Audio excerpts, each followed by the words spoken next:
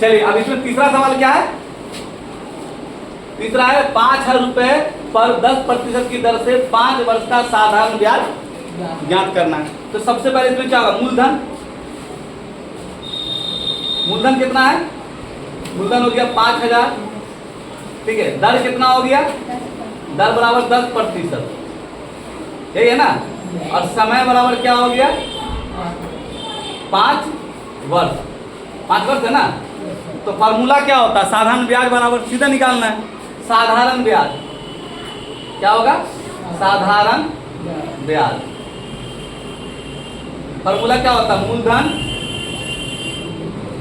गुने दर गुने समय, अब बट्टा क्या हो जाएगा? बट्टा 100। फॉर्मूला बैठा दिए। अब फॉर्मूला अगर याद है तो आसानी से पुट कर दो सबको। मूलधन आपका यहाँ पर हो गया कितना? 5,000 और दर हो गया आपका 10%, उसके बाद समय हो गया आपका 5 वर्ष, अब बट्टा फॉर्मूला का 100 हो गया। अब इससे क्या? ये 0 से ये 0 काट दो, इस 0 से ये 0 को काट दो, बच गया आपका कहाँ? 50 गुने 10 गुने 5, यही बच गया। बराबर कर दो 5 50, अब 50 को कर दो गुना, कितना हो जाएगा? 2500 हो जाएगा? नहीं होगा? होगा 2500 रुपये। ये आपका क्या हो गया? ब्याज हो गया। कितना हो गया? हाँ, ब्याज कितना हो गया? 2500 रुपया। कितने साल का? 5 साल का। कैसे हो गया? गुना कर लो ना। 500 पैसे हो, 50 गुने 10 500, अब 500 गुने 5 तो कितना हो जाएगा? 5 25 और 2 जीरो बैठा दो तो 2500 रुपया हो गया। क्लियर हुआ? अब देखिए चौथा सवाल है 4,000 रुपया। 4,000 रुपये पर 5% की दर से 4 वर्ष का ब्याज ज्ञात कीजिए, या कितना होगा? तो यहाँ पर भी लिखिए मूलधन।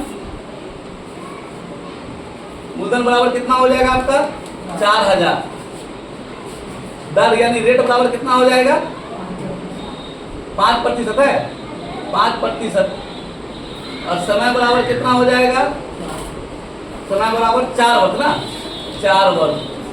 तो सवाल क्या कर रहा है कि दर से ब्याज ज्ञात कीजिए। ठीक है, सिंपल ब्याज ज्ञात करना है तो साधारण, इसीलिए साधारण ब्याज बराबर गुना, फॉर्मूला बैठा दो मूलधन